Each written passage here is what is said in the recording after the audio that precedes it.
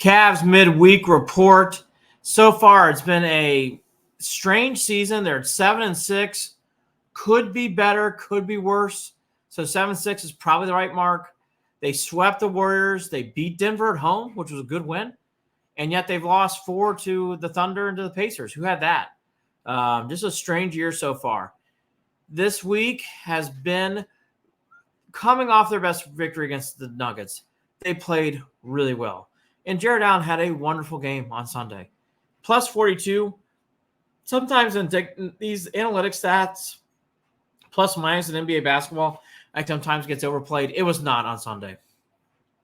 If you watch the game like I did, Jared Allen put on a wonderful clinic on how to defend. Really good to see, too, the Craig Porter Jr. show. He has a great mid-range jumper that is wonderful to see. And actually, in the second quarter, Sam Merrill, who didn't do as much as Craig Porter, but both those players coming in did a nice job of setting the tempo.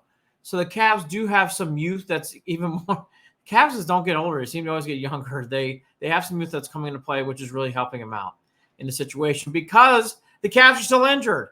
No Donovan Mitchell on Tuesday against the Sixers.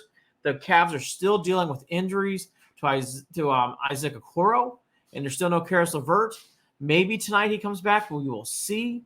And no Ty Jerome either.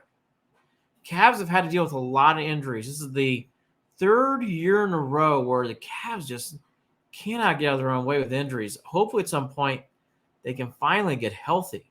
It took really until the end of the season last year. I hope it doesn't take that long this year, but so far, Cavs really haven't had a game where they've all played together so far. And it kind of shows in these early games.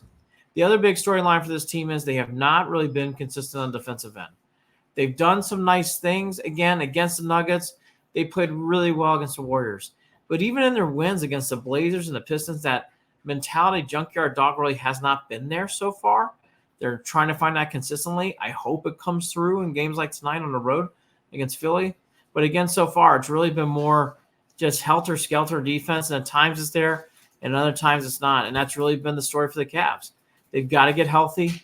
They've got to get back to what they do best, which is actually playing defense and allowing their defense to carry the day. I think they've been too focused on the offensive end. Strus has been a really nice addition. They got to get back to basics on defense. Mobley's development so far on offense, better week than last week. That's the last note I have. And Karis LeVert had a great Coast road trip. He's really playing well off the bench. They found a six-man for sure. That's what's going on with the Cleveland Cavaliers. BelieveInTheLand.com for instant post-game analysis at Official Cleveland Sports. See you there after the games this week.